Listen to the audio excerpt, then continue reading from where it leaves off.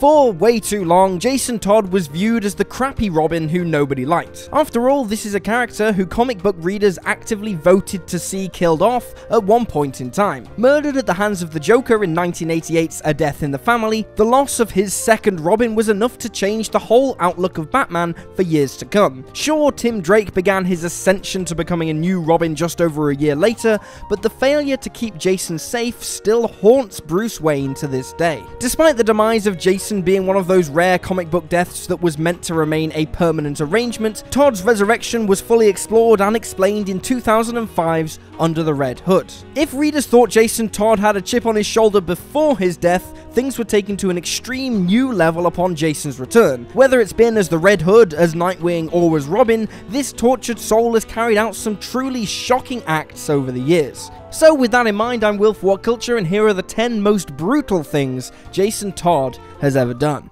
Number 10, aligned with Hush. Hush is one of the great modern-day Batman stories, encapsulating a who's who of the Caped Crusaders supporting players and villains. Jeff Loeb and Jim Lee's 12-issue arc is a masterpiece on so many levels. At the crux of Hush was the mystery surrounding the real identity of the titular villain. That rogue would be revealed to be Bruce Wayne's childhood BFF, Tommy Elliott, but the real attention grabber of this tale was the shocking return of Jason Todd. By the time that Hush played out and rolled through to Under the Red Hood, it would become clear that Jason had indeed been resurrected, and even though Clayface was used to mimic Todd at times during Hush, this fallen Robin had been working alongside Elliott and the Riddler. During this working relationship, Jason Todd would step way out of line by actually confirming to Hush and the Riddler that Bruce Wayne and Batman were the same person. Number 9, tormented Mia Dearden, Seeing Red. When Jason Todd resurfaced a year after Infinite Crisis, he was back to being the vindictive, manipulative, and brutal Jason fans were familiar with,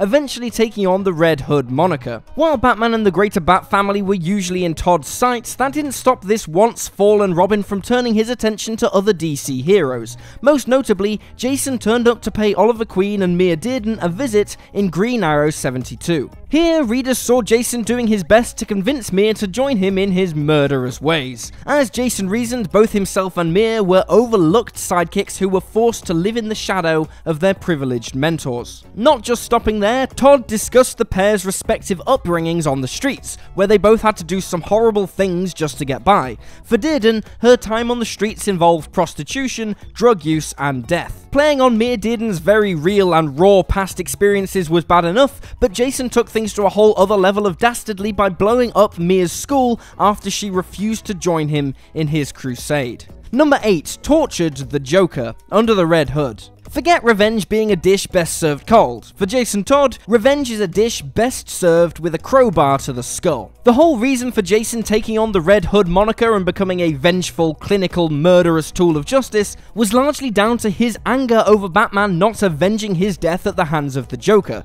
So, upon returning from the grave, one of this former Robin's most savage acts was kidnapping the Harlequin of Hate and torturing him. On top of this, after being confronted by Batman, Todd gave his former mentor the ultimatum of killing Jason or allowing Jason to kill the Joker. Batman, being Batman, found a way around this, courtesy of a well-placed batarang. Number 7, tried to kill off the other Robins. Various comics. From the moment the Clayface Jason Todd called Tim Drake a pretender towards the end of Batman Hush, the seed was planted for Jason to have some beef with the other Robins. After the whole 1 year later event, it was Dick Grayson who Jason was intent on butting heads with. This rivalry would carry on through to the Battle for the COWL arc, with Dick eventually becoming Batman. Even then, however, Jason Todd has never really been able to settle, with him making several attempts to kill, or at least fight, Dick, Tim, and even Damian Wayne during the ensuing years. Number 6, tarnishing Batman's mantle, Battle for the COWL. After the death of Bruce Wayne during Final Crisis, the race was on to crown Gotham City's new Batman. While Dick Grayson had zero interest in replacing Bruce in the cape and the cowl,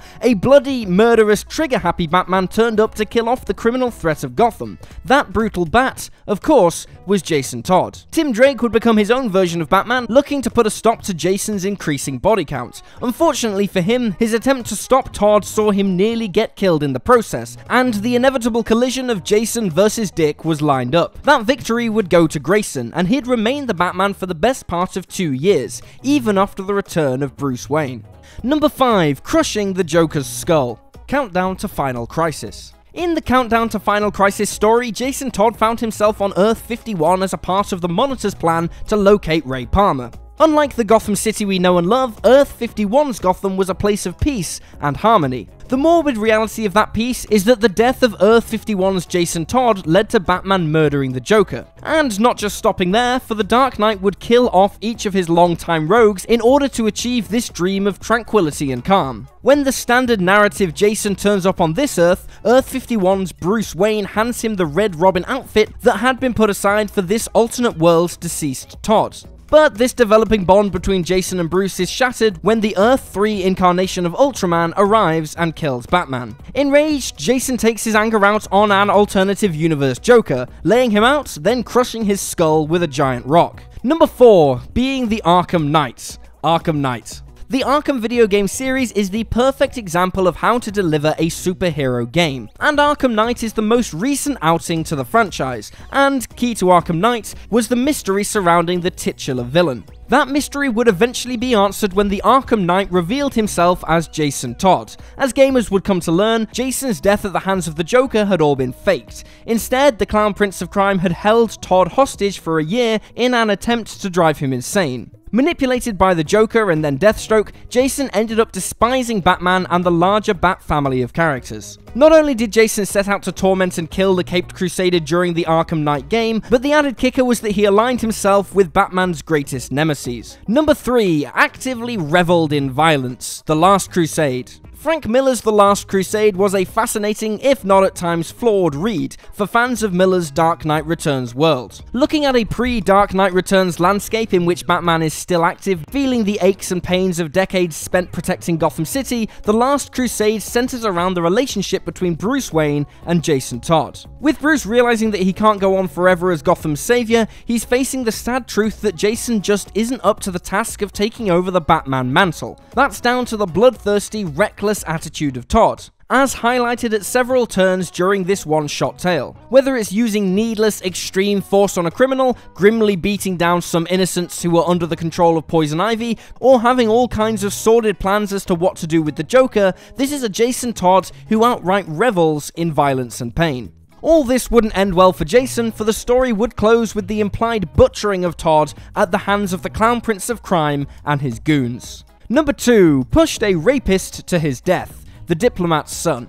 Initially, Jason Todd was very much just Dick Grayson light. Similar background, similar tragic death of his parents, similar outfit, similar personality, and he even dyed his hair black to match Dick. Upon Crisis on Infinite Earths concluding in 1986, Jason was given a new, rebellious, angst-ridden attitude, and with that, readers started to see glimpses of a darker side to the second Robin. Jim Starlin is one of the all-time great comic book writers, and it was under his pen that Jason Todd's descent into darkness really stepped up a gear.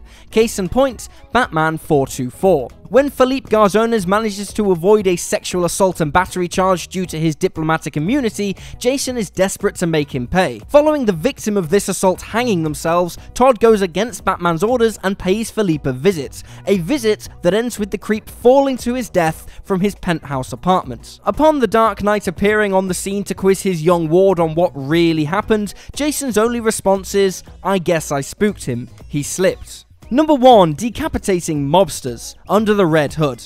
Mob enforcers are bad, for sure, yet there are certain codes of conduct that superheroes are meant to stick to. For instance, decapitation is a major no-no. Of course, there is a whole question of whether or not Jason Todd can be categorized as a superhero. Either way, him collecting the heads of a bunch of mobsters is nothing other than brutal. This all took place in the Under the Red Hood arc, where Todd's resurrection was explained. Deciding to unleash a chilling brand of justice upon the criminals of Gotham City, Jason was clicked to target Roman Sionis, aka the nefarious Black Mask. As part of Jason's plan to grab a little bit of the crime boss pile for himself, Todd, as the Red Hood, decapitated 8 of Black Mask's lieutenants as a gnarly signal of intent. It was vicious acts of brutalty such as this which put the Red Hood in the sights of a certain Caped Crusader, and the rest, of course, is history.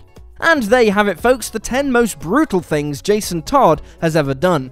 Feel free to drop this video a like if you enjoyed it, and drop me a follow on Twitter at YouSlyDogU. I'm Will for What Culture, thanks for hanging out, and I'll see you next time.